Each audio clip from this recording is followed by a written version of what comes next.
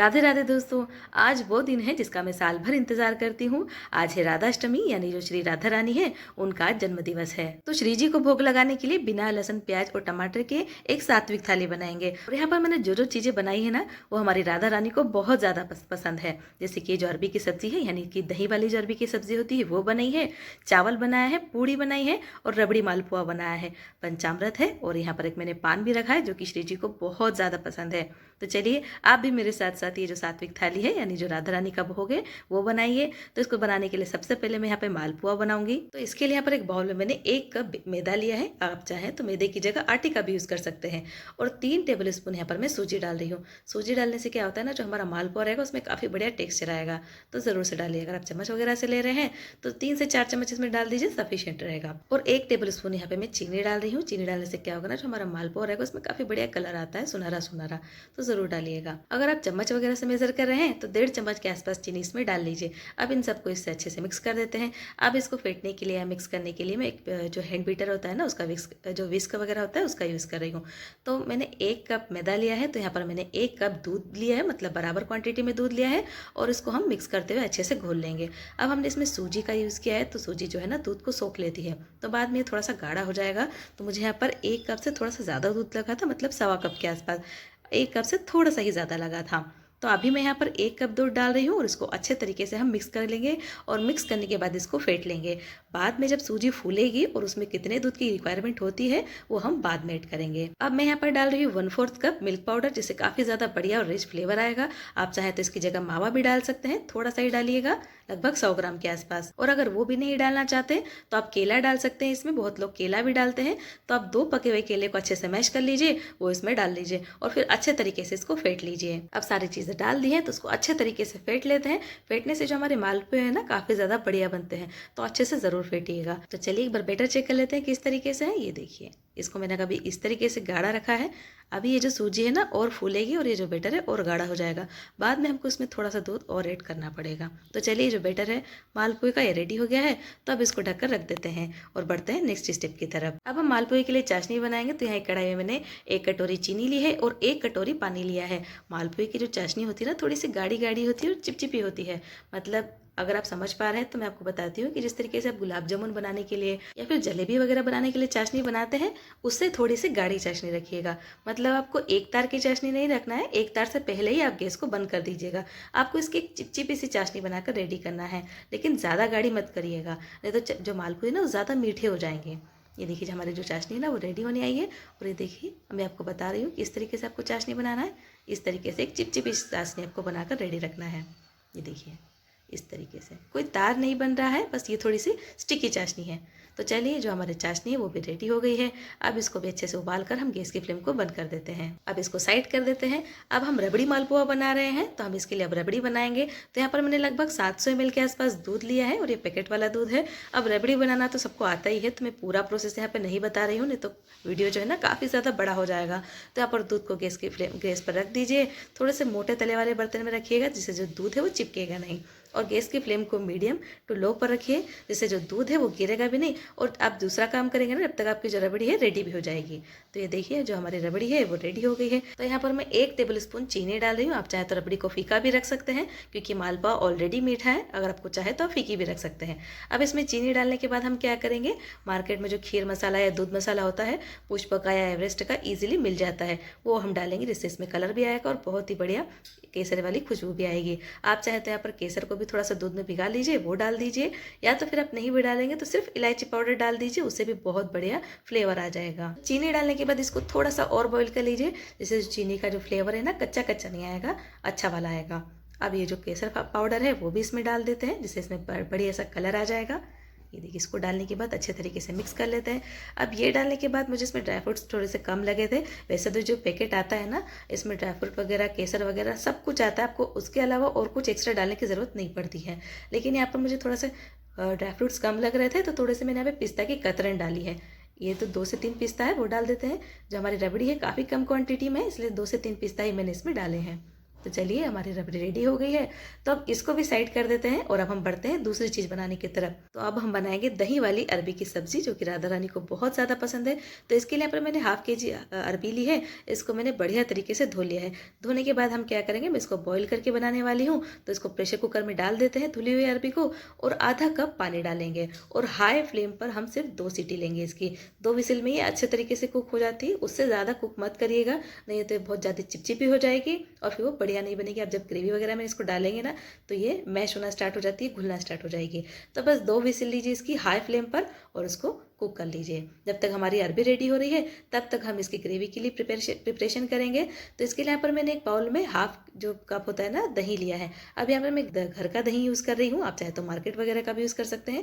तो यहाँ पर मैंने हाफ कप दही लिया है। अब इसमें हम कुछ मसाले ऐड करेंगे। आधी चम्मच इसमें कश्मीरी लाल मिर्च का पाउडर डालेंगे, आधे चम्मच इसमें धनिया पाउडर डालेंगे, आधे चम्मच इसमें हल्दी पाउडर डालेंगे और आधे चम्मच इसमें नमक डालेंगे, और आधे चम्मच से भी कम थोड़ा सा ही मैं यहाँ पर भुने हुए जीरे का पाउडर डाल रही हूँ। ये ऑप्शनल है, आपको नहीं पसंद है तो आप इसको स्किप भी कर सकते हैं।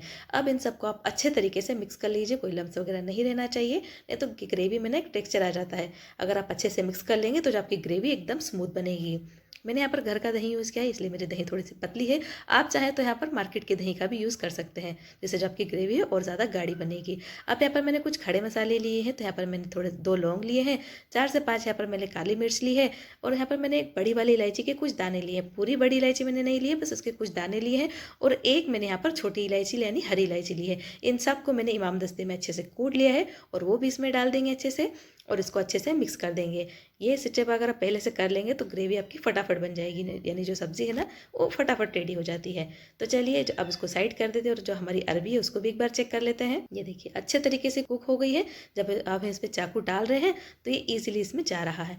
तो अब इसको निकाल लेते हैं, और ठंडा करने के बाद हम इसको छील लेंगे। छीलने के बाद हम क्या करेंगे ना, इसको छोटे छोटे पीसेस में कट कर लेंगे। आप चाहे तो थोड़े से बड़े पीसेस में भी कट कर लीजिए, तो इस तरीके से आलू वगैरह कट करते हैं ना, बिल्कुल उसी तरीके से। अब हम इसको फ्राई करेंगे। तो यहाँ पर मैंने एक कढ़ाई गैस पर चढ़ा दिए। अब ये जो सब्ज़ी है ना, मैं सात्विक तरीके से बना रही हूँ, तो मैं घी में ही सारी चीज़ें बनाने वाली हूँ। तो यहाँ पर मैं 1 से 2 चम्मच के आसपास घी डाल रही हूँ, और ये घर का घी है। अब घी डालने के बाद जो हमने अरबी रेडी करके रखी है पहले से ही, वो डाल देंगे इसमें। अब यहाँ पर मैं नॉन स्टिक कढ़ाई का यूज़ कर रही हूँ, जिससे जो अरबी है वो चिपकेगी नहीं और अच्छे से रेडी हो जाएगी। आप अगर नॉन स्टिक कढ़ाई अगर आपके पास नहीं है ना, तो आप क्या करें, जो अरबी है आप इसको थोड़ा सा फ्राई भी कर सकते हैं, या तो फिर इस तरीके से भी डालिए, ऐसे ही भी आप इसको यूज़ कर सकते हैं, क्योंकि अरबी ऑलरेडी कुक हो चुकी है। पर क्या होगा ना, अगर आप इस तरीके से उसको जब भून लेंगे तो बहुत ही बढ़िया एक टेक्सचर आ जाएगा, और अरबी और ज़्यादा टेस्टी लगेगी। मतलब आपकी जो सब्ज़ी है ना बहुत ही ज़्यादा बढ़िया बनेगी। तो बस थोड़ा सा घी डाल लीजिए, और इस तरीके से लो टू मीडियम फ्लेम पर इसको भून लीजिए, जब तक ये थोड़ी थोड़ी सुनहरी नहीं हो जाती। तो चलिए हमारी जो अरबी है वो अच्छी से सुनहरी हो गई है। अब गैस की फ्लेम को बंद कर देते हैं, और इसको भी हम साइड बंद कर देते हैं। अब हम हमारी जो सब्ज़ी है यानी ग्रेवी है अरबी की, वो बनाने की तैयारी करेंगे। तो यहाँ पर अरबी को मैंने कढ़ाई में से निकाल दिया, और कढ़ाई अभी भी बहुत ज़्यादा गर्म है। तो इसमें हम 1 चम्मच घी डालेंगे। ये मिल्टेड घी नहीं है, तो लगभग 1.5 चम्मच के आसपास होगा। तो जो घी है ना, जब हम घी के साथ कोई सब्जी बनाते हैं, घी में कोई सब्जी बनाते हैं, तो घी को ज़्यादा गर्म करने की ज़रूरत नहीं पड़ती है। बस घी कढ़ाई में डाल दिया है। उसके बाद आधे चम्मच मैंने इसमें जीरा डाला है, और गैस की फ्लेम को मैंने भी लो पर रखा है, और उसको चलाते रहेंगे जब तक कि जो जीरा है उसका कलर अच्छे तरीके से नहीं हो जाता डार्क थोड़ा सा। तो देखिए जो जीरा है वो भी रेडी हो गया है। अब हम क्या करेंगे, इसमें डालेंगे अदरक और हरी मिर्च का पेस्ट। तो 2 यहाँ पर मैंने हरी मिर्च ली है, और थोड़ी सी लगभग आधे इंच के आसपास अदरक ली थी, जिनको मैंने इमाम दस्ते में कूट लिया है, वो डाल देंगे यहाँ पर। वैसे इससे ज़्यादा तीखा नहीं होगा, लेकिन अगर आप ज़्यादा तीखा खाना पसंद करते हैं तो हरी मिर्च थोड़ी सी ज़्यादा डाल दीजिए। अब लो फ्लेम पर इनको भी अच्छे तरीके से भून लेंगे। अब यहाँ पर मैंने नॉन स्टिक कढ़ाई का यूज़ किया है, तो मैंने थोड़ा सा कम घी में भी सब्जी को बना लिया है। अगर आप नॉन स्टिक कढ़ाई का नहीं यूज़ करें तो आपको थोड़ा सा ज़्यादा घी डालने की ज़रूरत पड़ेगी। मैं ज़्यादा फेट नहीं खाना चाहती थी या खिलाना चाहती थी अपने फैमिली को, इसलिए मैंने यहाँ पर नॉन स्टिक कढ़ाई का यूज़ किया है। और जब हमने अरबी को भुना है ना, तब भी मैंने कम घी में ही इसको भुना है। आप अगर नॉन स्टिक कढ़ाई में नहीं बना रहे ना, तो आप अरबी को डीप फ्राई कर सकते हैं। तो चलिए जो हमारा मसाला था यानी अदरक और हरी मिर्च जो था वो रेडी हो गया है। अब मैंने गैस की फ्लेम को लो पर ही रखा है, और जो दही वाला हमने बैटर रेडी करके रखा था ना, यानी दही और मसाले, वो सब इसमें हम डाल देंगे। डालने के बाद इसको कंटिन्यूसली चलाते रहना है ना, तो जो दही है वो कर्डल होना शुरू हो जाता है, फटना स्टार्ट हो जाता है। तो बस इसको कंटिन्यूसली चलाते रहिए जब तक इसमें एक या 2 बॉयल अच्छे से नहीं आ जाते। जब दही में अच्छे से बॉयल आ जाता है तो जो दही का जो फटने के चांसेस रहते हैं ना, वो एकदम कम हो जाते हैं।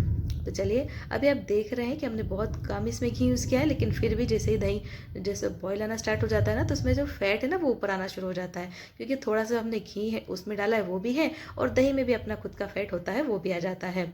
तो चलिए अब इसको बॉईल आने देते हैं, और जब ये अच्छे से बॉईल आ जाएगा तो हम इसमें हमारी अरबी डाल देंगे। अब इसमें मैं एक्स्ट्रा और कोई भी मसाला नहीं डाल रही हूँ, क्योंकि मैं इसको सात्विक तरीके से बना रही हूँ। हींग वगैरह मैंने इसमें नहीं डाला है, और गरम मसाला भी मैंने इसमें नहीं डाला है। अगर आप सात्विक तरीके से या फास्टिंग के लिए या भोग के लिए नहीं बना रहे तो आप इसमें हींग और गरम मसाले का यूज़ कर सकते हैं।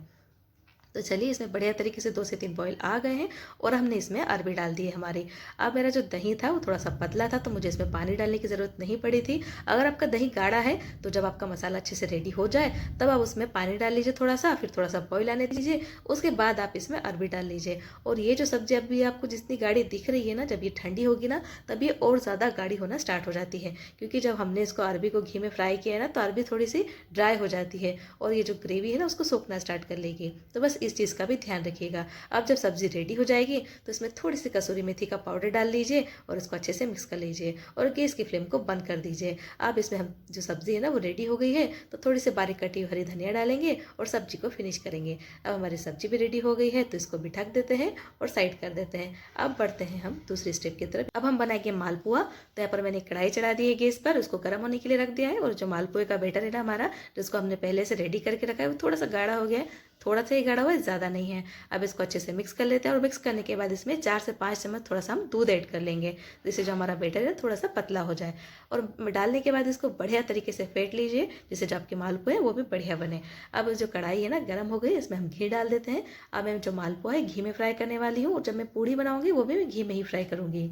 तो चलिए घी को अच्छे से गर्म हो जाने देते हैं, और जब घी अच्छे से गर्म हो जाएगा तो चम्मच की हेल्प से हमें एक एक करके से मालपुआ फ्राई करेंगे। घी को बढ़िया तरीके से गर्म करिएगा, मतलब जो धुआं निकलता है ना उस तरीके से आपको नहीं गर्म करना है, जिस तरीके से पूड़ी वगैरह फ्राई करते हैं बस उसी तरीके से इसमें फ्राई करिए, और एक एक मालपुआ फ्राई करिए। आप चाहें तो अगर आप 3 से 4 मालपुआ एक बार में बनाना चाहते हैं तो थोड़ा सा चौड़ा वाला है, चपटा वाला पैन होता है उसका यूज़ करिए, चपटे वाले तले का, और उसमें एक बार में 4 से 5 मालपुए आप डाल सकते हैं। अब यहाँ पे मैं थोड़ा कम घी यूज़ कर रही हूँ, इसलिए मैंने यहाँ पर इसी कढ़ाई में बना लिया, क्योंकि मैं बाद में पूड़ी भी इसी में तलूंगी। तो इस तरीके से मालपुए को पलट पलट कर आपको अच्छे तरीके से फ्राई कर लेना है। जो आपका मालपुआ है ना अच्छे तरीके से फूलना चाहिए। अगर आपका मालपुआ अच्छे से फूलेगा तो इसके अंदर जाली भी बढ़िया तरीके से बनेगी। मालपुआ अगर आपका फ्लैट रहेगा तो अंदर से जो आपका मैदा है ना वो ठोस हो जाएगा, और उसमें चाशनी भी अच्छे तरीके से नहीं जाएगी, और मालपुआ भी अच्छा नहीं लगेगा।